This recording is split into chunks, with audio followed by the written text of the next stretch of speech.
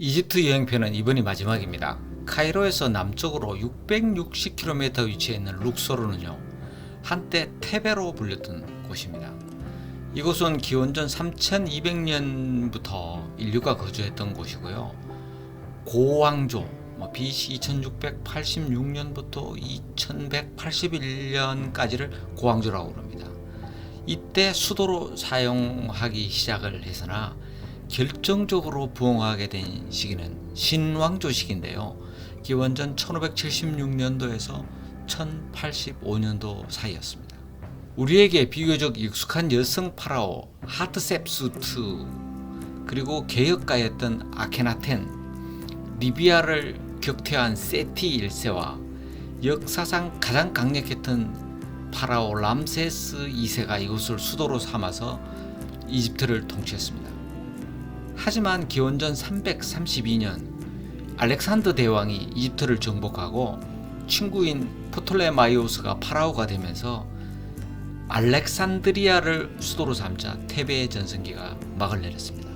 오랫동안 수도였던 룩소르는 신전이 여기저기 흩어져 있고요. 나일강 건너편에는 왕가의 계곡, 왕비의 계곡 등이 있어서 세계에서 가장 큰 야외 박물관이라는 별명을 가진 그런 도시입니다. 이집트 여행을 계획한다면 반드시 가봐야 할 그런 도시입니다. 룩소르 대표 신전은 단연 카르낙 신전입니다. 신전 중심에 신전의 핵심인 아문-레 구역이 자리 잡고 있습니다. 카르낙 신전은 단일 신전이 아니고요, 여러 개의 신전이 한데 모여있는 복합 신전입니다. 남쪽에는 투트모스 2, 3세가 건축하고 신성한 호수가 있으며 지금도 발굴 중인 아문 신의 안에 무트를 위한 신전 구역이 있습니다. 하지만 이곳은 별도의 입장권을 구비해야 되고요, 일반적인 관광들에게는 별로 호응을 얻지 못하는 그런 장소입니다.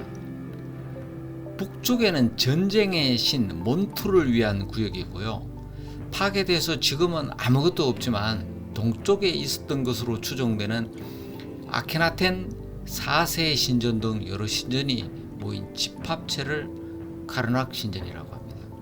모든 신전에 관광객 출입이 허용되는 건 아니고요, 갈 수 있는 곳은 이제 아문-레 구역입니다. 아문-레 구역은 면적만 7만 5천 평에 이르고요, 구역 내 일부 지역은 지금도 발굴 복원 중이라서 출입이 금지된 곳도 있습니다. 아문은 룩소르, 고대 지명이 테베라고 했죠. 이곳의 수신으로 스스로를 창조한 신입니다. 세월이 흐르면서 태양의 신 라와 결합해서 아문-라로 변하기도 하고요, 발기한 페니스와 도르케로 상징되는 남성 신 민과 결합해서 아문-민으로도 발전했던 그런 신입니다. 외국인이 카르낙 신전을 방문을 하려고 하면 카이로에서 660km 이상 떨어져 있는 룩소르로 먼저 가야 되기 때문에 방문하기 굉장히 어렵죠. 그럼에도 불구하고 기자의 대피라미드 다음으로 관광객이 많이 방문합니다. 이것만 봐도 얼마나 비중 있는 유적인지 알 수 있습니다. 입장을 하면요, 관광객 숫자가 정말 어마어마합니다. 사람에 치일 정도로 많습니다. 카르낙 신전은 여러 시대에 걸쳐서 건설된 것이고요, 최초의 신전은 중왕조 시기 BC 1971년부터 1926년까지를 이제 중왕조 시기라고 해요. 그때 파라오였던 세누스레트 1세가 시작했습니다. 하지만 처음부터 지금처럼 주목받는 신전은 아니었습니다. 시간이 흘러서 신왕조가 들어서면서부터 종교의 중심지로 주목받기 시작했는데요. 아멘호테프 1세는 사원과 탐문을 만들었고, 투트모스 1세는 신전 주변에 벽을 만들었고, 하트셉수트는 14개의 기둥과 오벨리스크를 건설했습니다. 투토모스 3세에 이르러서 거대한 탑들이 들어서고요, 호수가 생겼고, 이때 규모가 50%나 늘어났습니다. 하지만 쇠락의 길도 있었는데요, 이집트는 전통적으로 태양신을 숭배했습니다. 근데 아케나텐은요, 종교와 예술 개혁을 통해서 왕권을 강화하면서 풍요의 신 아몬을 유일 신원으로 받아들이면서 다양한 신을 숭배하는 카르낙 신전은 외면받기도 했습니다. 하지만 결정적인 부흥 시기가 왔는데요. 세티 1세와 람세스 2세 시기였습니다. 람세스 2세는 자신의 업적을 기념비와 벽화에 고스란히 남겼는데요. 이때 신전을 관리하기 위해 노예와 하인이 8만 명이나 있었고요. 신들의 동상이 5천 개나 있었답니다. 모든 파라오들은 이곳에서 즉위식을 했다고 합니다. 하지만 영원한 것은 없죠.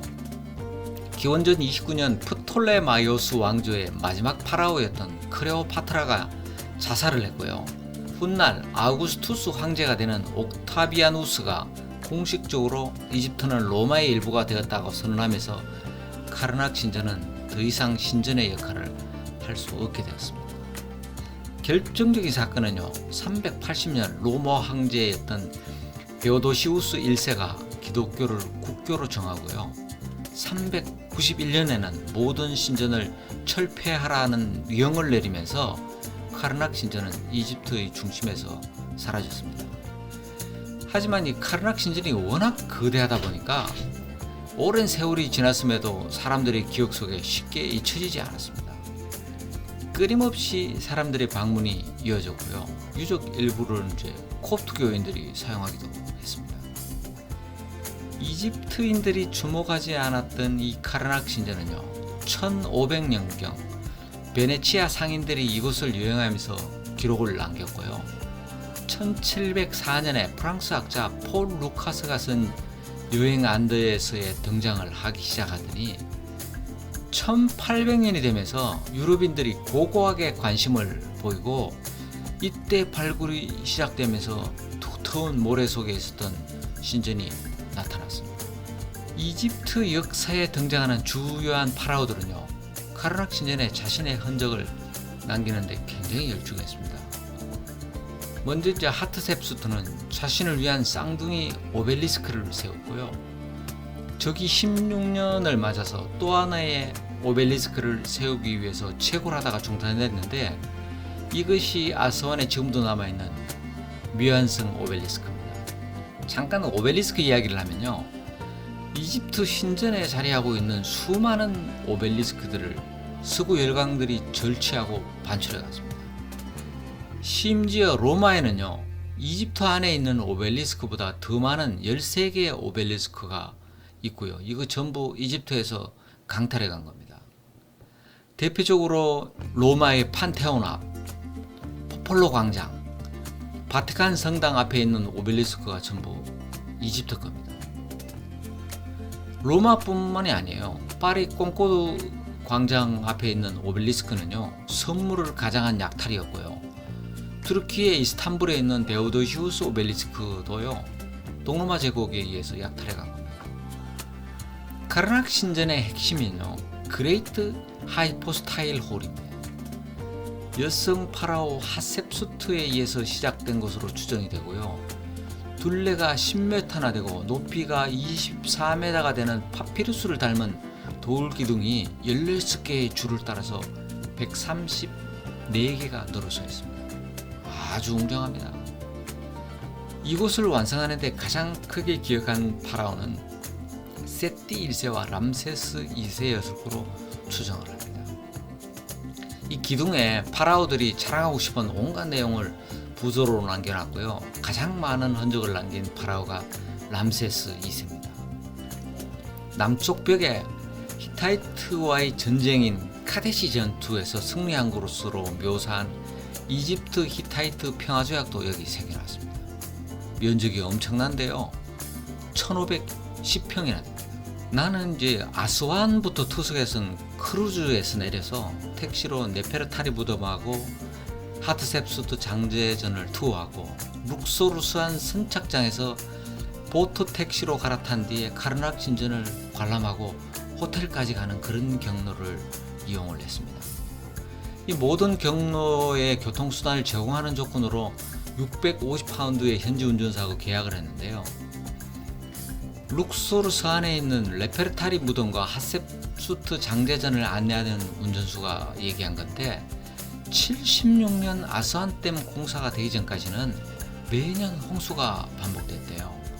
그래서 룩소르 서안에 살았던 주민들 대부분이 산에 동굴을 파고 살았답니다. 그런데 이들은요, 그냥 동굴에 살면서 농사에 열중한 게 아니라 조금만 더 땅굴을 파면 파라오를 비롯한 왕들의 무덤이 있다는 사실을 알고 있었대요. 농업은 그냥 보여주기 위한 부업일 뿐이었고요. 주업이 도굴이었답니다. 이들은 곳곳에 있는 무덤에서 부장품을 찾을 수 있었고요. 이게 엄청나게 돈이 된다는 사실을 알고 난 뒤부터는요, 외부인들한테 보안을 유지한 채 아름아름 도굴에 열중했답니다. 이때 수많은 무덤이 현지인에 의해서 도굴됐다고 합니다.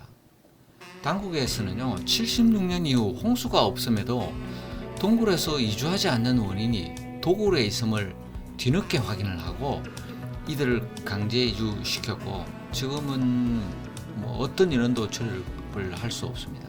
무장 경찰이 지키고 있어요. 도굴에 열중했던 현지인들은요, 별 제재를 받지 않았답니다. 부장품을 팔아서 모은 돈으로 전부 엄청난 부자가 됐다고 합니다.